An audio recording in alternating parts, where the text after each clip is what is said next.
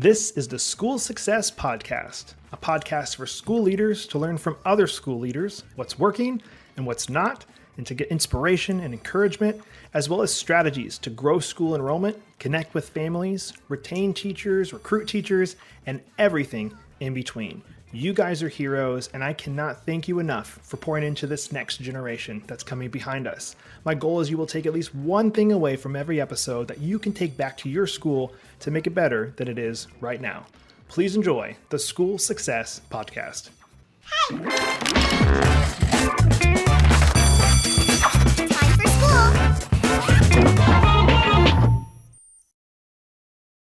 Hey, school success makers. We're joined today by my friend Ethan out of beautiful Southern California. He's the director of communications at his charter school there. They're doing amazing things. We talk baseball cards because he's into that. We talk school leadership and all the things they're doing over there. And we have a blast doing it as always. So stay tuned in just a few moments for the next episode of the School Success Podcast. Well, hello, everybody, and welcome to another edition of the School Success Podcast. I'm your host, Mitchell Slater. I'm joined by a new friend out of Southern California, Ethan, who is the Director of Communication for Champs Charter High School of the Arts. I got it. It was perfect. Long name, amazing results. And he is doing amazing things over in Southern California. Obviously, beautiful place. They got a ton of kids, a ton of students there at the school, and he's got a lot of stuff he wants to share on the podcast today, and I'm excited to hear from him. But I don't want to take any more from him. I'm going to let him introduce himself. So, Ethan, welcome to the podcast, sir. Oh, appreciate you having me on. It's great to be here, and I'm excited to share, some of what's worked, the challenges, and everything in between when it comes to life and administration of running a performing multimedia arts charter high school, man. It's an exciting time, and I think it's really important that we continue to place the value on education, because in this society, we reward what we value, and we value what we reward. So I appreciate the mission that you guys are all behind this, and for having me on today. Man, and I love that. And I love actually specifically having you on because I've been interviewing a lot of principals, executive directors, head of schools, and it's just kind of naturally happened. But you're obviously in a different role, and obviously you have a principal and that type of stuff at the school, but you're going to have a different outlook on things, and you're dealing with different things that a principal is not dealing with. So I want to hear your outlook here in the next few minutes of where you're coming from and the challenges that you're seeing from your side. Because, of course, this podcast is all for school leaders. So that could be a principal, but it could be a teacher. It could be another person who's in charge of communications or HR or something for the school. So I'm loving this. So again, before we dive into all the nitty gritty school stuff, I'd love to hear what are some of your hobbies? What do you like to do? What's something fun that you like to do? Obviously, you have access to literally everything you can do probably in Southern California, but what do you like to do? Well, I like to consider myself a complex yet simple man. So with respect to that, I love being in Southern California, born and raised for most of my life. But really, what I do, I could do anywhere. And my biggest thing that I love more than anything, in addition to spending time with my pets and my family and my friends, is really just collecting baseball cards, man. It's been a big thing for me. Really, really big into baseball cards, been in the hobby. I'm a big sports guy. My first undergraduate degree is actually in sport management, and I love baseball cards. I collect a little bit of basketball here and there too, maybe a football card or two that's cool looking, but really about 99.9% baseball cards, and I think I got about 30,000 or so at this point. Wow. That's awesome. Yeah. It's, I don't know if collection is the right word or if hoarding is the right word, or it's somewhere sort of nebulously floating in between the two, but it's been really great for me. It's something that I did as a kid. It's something that I've reconnected with as an adult in the last several years. And, it's just really cool to see a new generation of collectors and community come forward, in addition to, sort of combining the NFT space, the power of social media, everything that we're able to do now as a result of how technology has evolved over time. I really enjoy it, and it's really cool to be able to collect with like-minded people and collect and connect, whether it's here in California, all the way in New York and Florida, where you are, or anywhere in between, even up to Canada, Mexico, and internationally. I mean, we all got something we love to do, and cultivating that community around that shared interest, that's what makes us human, man. That is really cool, and I actually have a fun story to share with you that you're either going to go, wow, Mitchell's crazy, or I love this guy. So when I was growing up, obviously grew up in Alaska. I'm a huge sports fan, specifically football. It's definitely where my love is. Played it all through middle school, high school. But had my own football card collection and had just the basics ones that I got from parents for Christmas and birthday. And I'd saved up my allowance and bought some from the store, and nothing crazy, but I'm a huge Chicago Bears fan. It's where my dad's from. So just big, huge Chicago, everything for sports. And I had a good collection. Well, I remember finding on Craigslist this guy. I was looking for football cards, and this guy was selling his whole collection from ever. And his thing said he needed to buy diapers for his kid. That was his reason for selling. And I was like, sweet. So I went by it. He had 30,000 football cards that he was selling. And I was like, oh my gosh. And he was selling them for $180 for 30,000 football cards. And I was like, sold. And I was like, at this point, I think it was 16, because I do remember driving there to pick them up. And I was like, oh my gosh. And my whole goal was to pick out the ones I wanted and then just sell them, because I was like, I don't need 30,000 football cards. And so I did that. Well, then when I was there, he had all these other boxes, and I go, what are those? And he goes, oh, those are my baseball cards. And I said, well, how many are those? And he's like, that's 50,000 baseball cards. And I said, how much? And he goes, $250. And I said, I'll take them. And I don't even know baseball. I didn't like baseball, or didn't like, not that I don't like it. I was just like, I didn't collect baseball cards, but I was like, I could totally sell those for more than $250. And so I took them. So I came home. My mom was so mad at me. I came home with 80,000 sports cards, and I went through them. I picked out all the Chicago Bears cards, all the ones that were in sleeves. He had already picked all the cards out that were in sleeves. And then I turned around and sold all the football cards for like $300. So I'd made my money on that. And I sold all the baseball cards for $500 after I took out all the good plastic cards. So I was like, sweet, I'm already up on these. And then I had all these cards. I had no idea what they really meant. But that's my my sports cards story that you triggered when you mentioned that. So that's really cool. I love that, man. I mean, I think that's what it's about, right? Like, we all collect things and we accumulate things over time that we like to have in our homes that bring us joy, that remind us of when we were younger. There are a variety of reasons as to why people collect the things that they do, in addition to those people who just literally hoard stuff, right? Because there are those who fall under that designation as well. For me, I've always loved, even though I wound up working in pro basketball, I've always loved baseball for a couple of different reasons.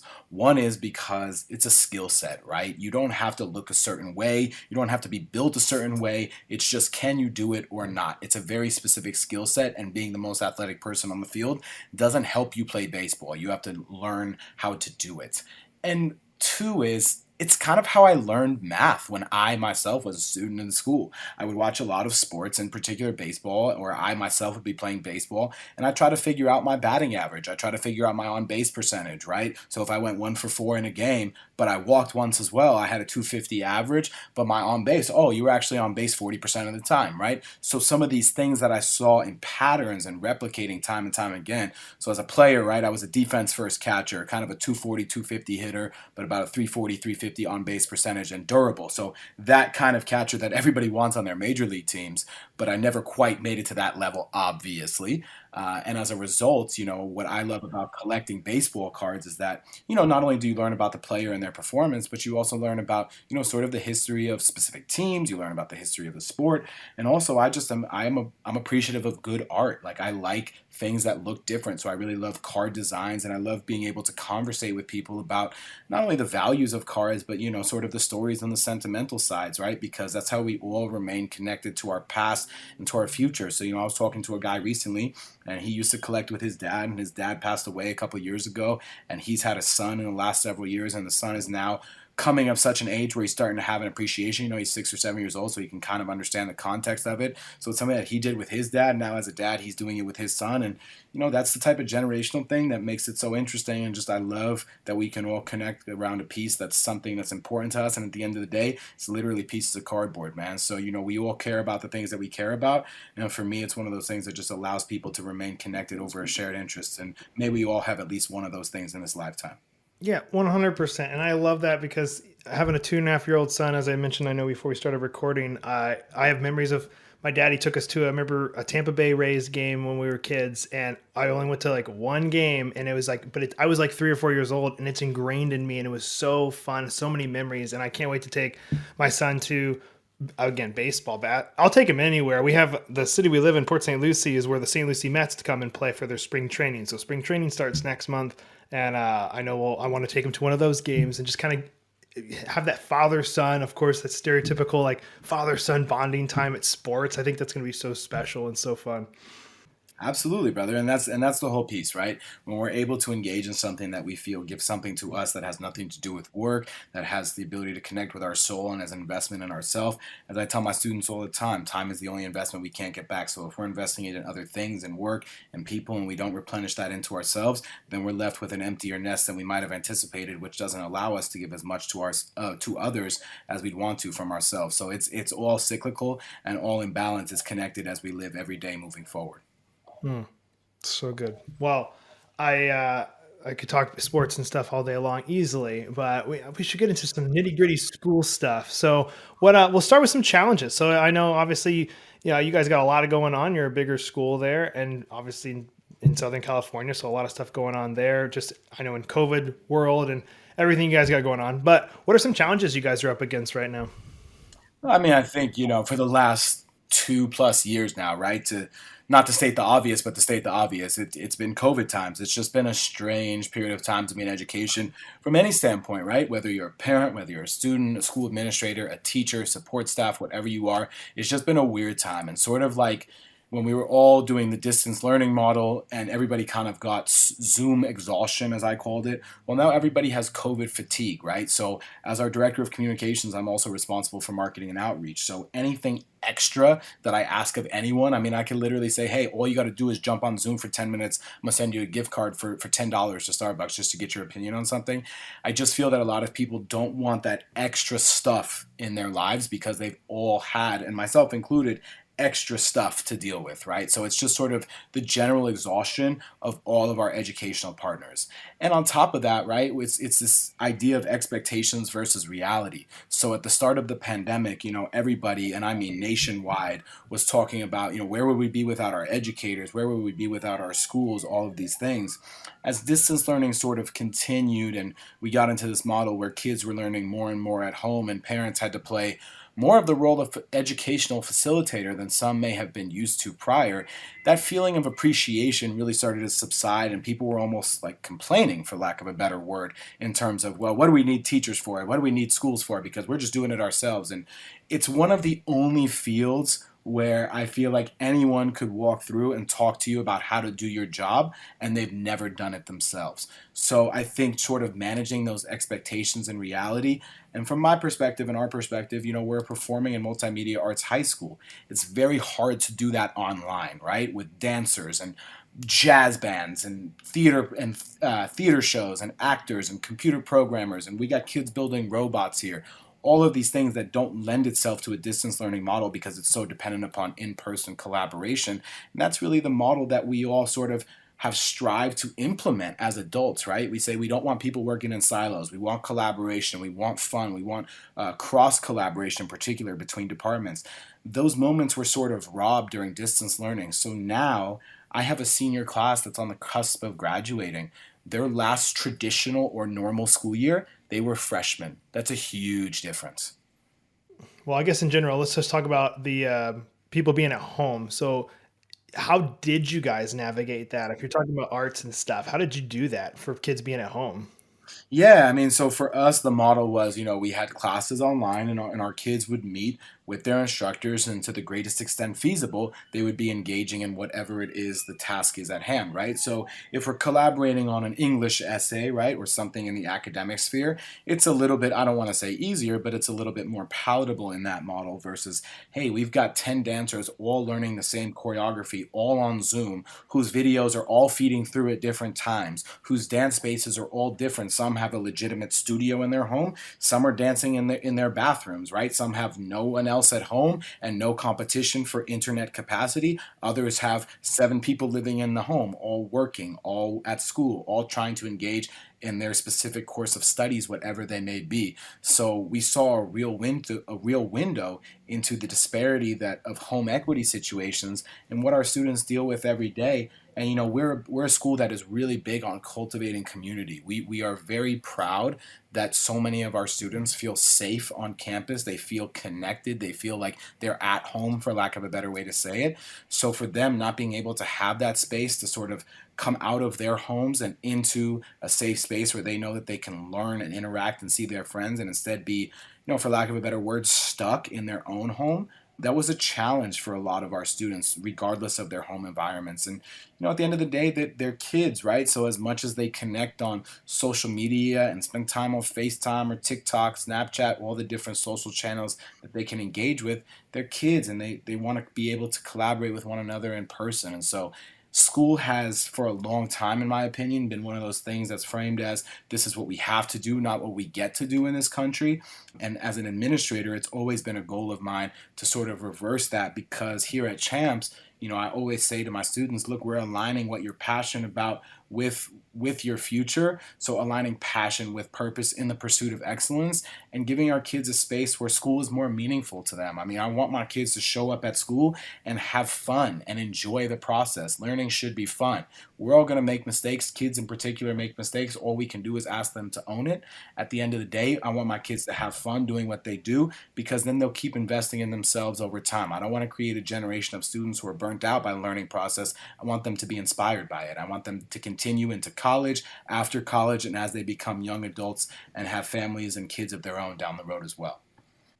I love that. And being in charge of communications, obviously, I'd love to dive into that role a little bit more. What does all that entail for you? I know you mentioned the communication style, the marketing, bringing more students in. What are you currently doing? Like, what's the day-to-day life look like for Ethan when you get to campus, and what are you doing? Well, it's never not interesting, I could tell you that much. So for me, it's internal and external communications, it's social media, it's website management, it's interacting and cultivating, relationships and community pillars with students, with parents, with all educational partners, is making sure that my team is also taken care of and everybody feels heard, seen, valued, and appreciated. So I kind of think of myself in some ways as the aligner within an organization, right? Like, what do you need? What do you need? What do you need? And let's make it all happen together to make sure nobody's being left out of the puzzle. And I think just because there's so much going on top of that, right? We all have personal lives as well, where we're dealing with various challenges, whatever they may be. And so as a result of that, we all have to make sure that we're going home with enough left in the tank where we can give ourselves the same space that we've given to others throughout the course of our work days, whatever they are. So for me, typically, it's a lot of focus on making sure that our community remains informed, that our social media channels remain active, that people are interacting with our content, getting more kids to our beautiful school. So we're a public charter school. We don't have that natural middle school that feeds into us. We're not part of the Los Angeles Unified School District. We are authorized by LAUSD, but not part of LAUSD. So we don't have that middle school that just sends us 100 kids every year. Everything we do is organic. So because everything you do is organic, just like in farming, it's just a little bit harder. It takes a little bit more work, a little bit more effort, a little bit more investment. But I also think that's really important as a school of choice, because we have students who come from, as close as 2 or 3 minutes away. But we also have students who take 2 or 3 buses to get here, who drive for an hour to attend our school. And that's one of the beautiful things about our culture here, is that it doesn't matter where you live. It's not going to define your opportunities to engage in your education, right? If we as adults were told that, hey, you're going to live here so you could only work in these 3 square blocks, we'd laugh and say, yeah, right. Okay. Like, that's not going to happen. So I love being able to help welcome in that culture, but because everything we do is organic, it just takes a little extra effort. So, with everything that's gone on throughout the pandemic, I mean, last year with distance learning, I never thought I'd be playing Zoom God, for lack of a better term, right? that was something that was new. And also, making sure parents remain connected and informed. And, as much as people want to be connected online, right? Like, we have a greater fear of missing out of what's online than in real life. At the same time, people are sort of exhausted by email communication and constant updates. So it's very selective in terms of what we consume. And unless it's already part of the natural sort of manifestation of how somebody goes about their day, it can be very hard to get people to consume and engage with new content, right? So to make a more pertinent example outside of the educational sphere specifically, I could tell you, Mitchell, that I have the greatest show you've ever seen in your life. There's no way you're not going to like it. We're going to have multiple seasons of it, and you can binge it right away. But it's not going to be on Netflix, and it's not going to be on Amazon Video, and it's not going to be on any of these streaming services that you may already frequent. It's going to be on this new app that you have to download. Well, I've just created a new step in your process, and therefore you're out, because it's an extra effort. It's not something I'm already doing, and that really has been the biggest challenge, is trying to get people to engage in ways that is not part of the normal construct of their day, because it is critically important, not only on behalf of, students, but also parents and all educational partners. But everybody's just tired, man. And that's the truest reality of it. That's a super good analogy, Ethan. I really like that. And the something again, lame comparison for me to say this, but like I relate that to, I'll go to try something. If you're out of town, I love to try food from different places. Of course, that's how I experience the city, the state, or whatever. I want to experience it. But if I'm in another state, the easy way is for me is to go to McDonald's, to Domino's, to, if I'm over in your area, I'm going to go to In-N-Out, Whataburger, all those different places we don't have, but I know what to expect. I know the Big Mac's going to taste like a Big Mac and the fries are going to taste like fries, instead of going to the new place that gets me out of my comfort zone, or it's not what I expect. And did I just waste $5-10 on this, whatever I just bought? I don't know. That's a horrible comparison. That's what I think of, because I know there's times when I'm like, well, it's easier if I just go to this one. I already know what to expect. I know how to order. I know it, instead of going, oh, what's this new thing? Kind of like what you mentioned.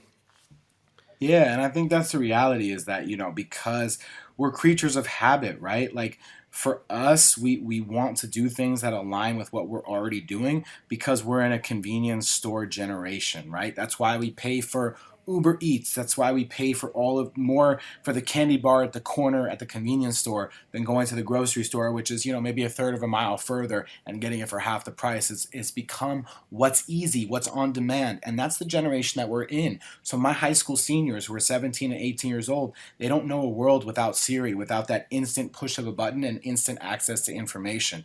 So when something becomes difficult and or challenging to find, what I've noticed, and not just of our students, but just generally of people in society, is that the resiliency factor has seemingly waned, because the access has been easier, but nobody fact checks. Nobody, goes beyond that initial Google search, those first 3 results. That's about it.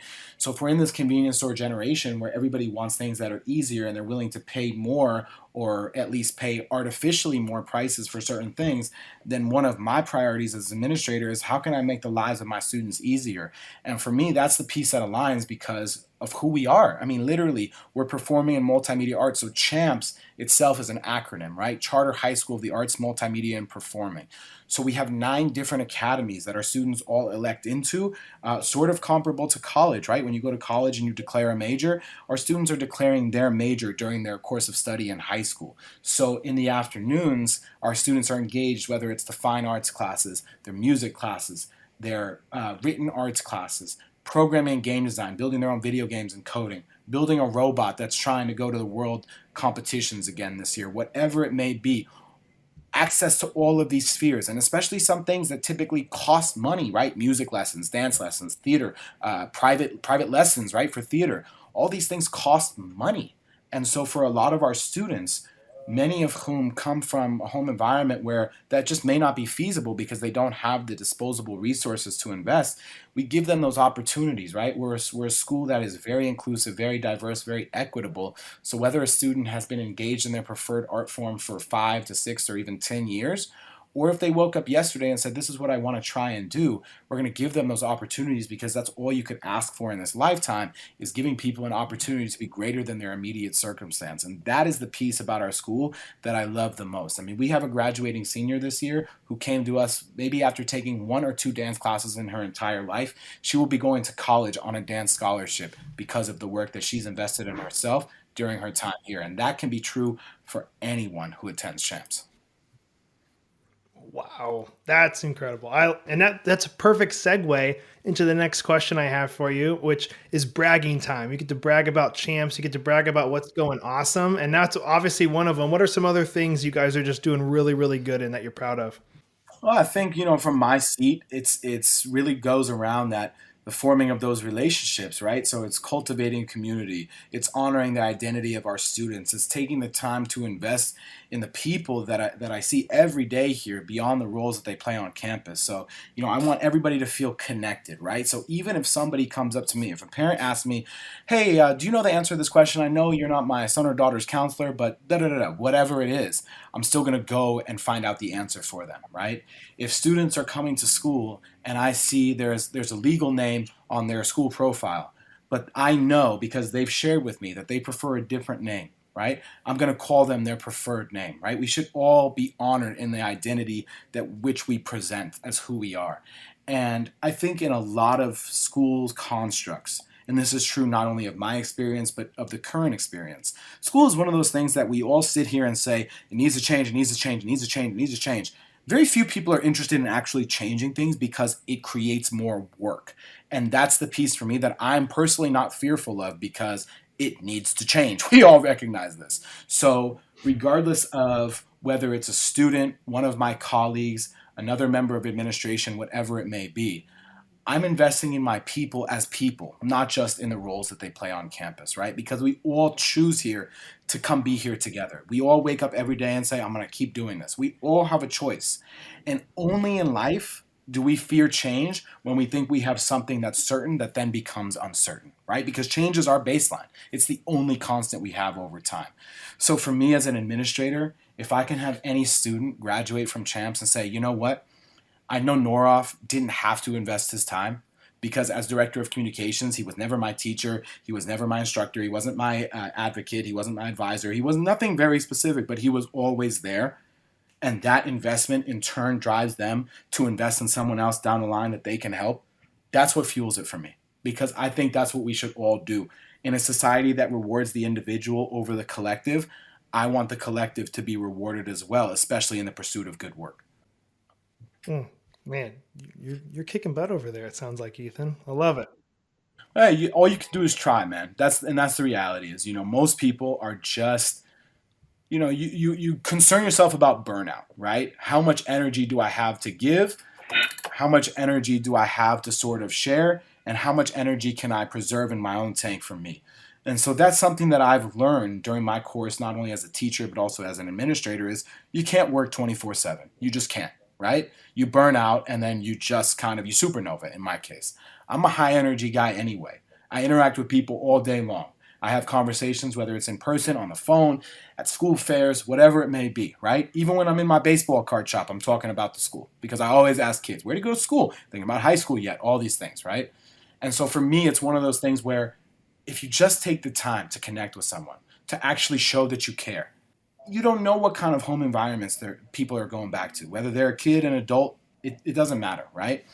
And so for me, I want my kids to always leave school feeling good about themselves, no matter what. And sometimes there's challenges in that we can't solve in a day. But oftentimes, all it takes is a quick conversation, a quick check-in, maybe a compliment or two, and then you both smile and you move on. And if we could all just lighten each other's day a little bit like that, amidst the stressors that the world has to present, we'd all be a little bit better off. Yeah, it's so true. And it doesn't cost anything to be nice and to pass on some love and some kindness to those, especially the ones that need it most, which students, man, there's so many things going on in a student's life for peer pressure and home life. Obviously, we have, like you mentioned, you don't know what everybody's going through. So you just offering some love and kindness, man, it goes a long, long way. So I'm glad you guys are putting that at the forefront. And if you were to share, as we kind of work on like wrapping it up and closing it out, if you had to share something with any school leader that's listening, whether it's words of advice, encouragement, inspiration, things you wish you knew maybe when you started, or something now you wish you or something you learned recently, I don't know, it could be anything. What would be something you'd want to leave with the school leaders that are listening? That's such a great question, because there's so much I could say, but something that I picked up recently is just, keep it cool. And I wish I could summarize that in every situation, but there are going to be times, regardless of what level of school you work in, whether it's elementary, middle, high school, college, post-college, grad school, whatever it may be, vocational school, anything. There's going to be a situation that sort of tickles you, for lack of a better word, and you just got to stay cool and you got to maintain your cool in those moments, because when you're a school leader, everybody is watching your every move. They listen to every word that you say, even those passing comments that you don't think twice about. So if you want to continue to cultivate a culture that aligns with the effort that you're putting in, to just be mindful of that. And also, it's about the kids, man. It has to be about the kids. It can't be about anything else. And if it's not about the kids for you, I would challenge you to look deep within that bag and decide why it is you do what you do every day. Man, and amen. It's all about the kids, and I know you're putting them first, and I appreciate that. And Ethan, as one of the things I love about this podcast is getting to meet school leaders all across the country who are who are putting the kids first, who are just pouring into their students' lives and the teachers' lives, and putting them first. So I see that in you, and I just want to say thank you so much for all you're doing to give back to that next generation and bringing them up to be great additions to society as they're getting older and on to college. So Ethan, thank you so much for giving up your time and being on the podcast today. I wish you and your baseball cards and all your students nothing but the best. So thank you so much for being on the podcast today, man. My pleasure. Thank you for having me. Anytime, brother. Anytime. Well, another huge shout out and a thank you to Ethan for taking time and being on the podcast today. I had a blast talking with him, talking sports cards, school leadership, all that fun stuff. It was awesome. And as always, I'm hoping you guys can take at least one thing from today's episode and take it back to your school to make it better than it is right now. If you have any questions, comments, concerns, ideas, you can reach us at schoolsuccessmakers.com. We would love to hear from you. As always, we'll be here next week with another awesome guest on the School Success Podcast. We'll see you then.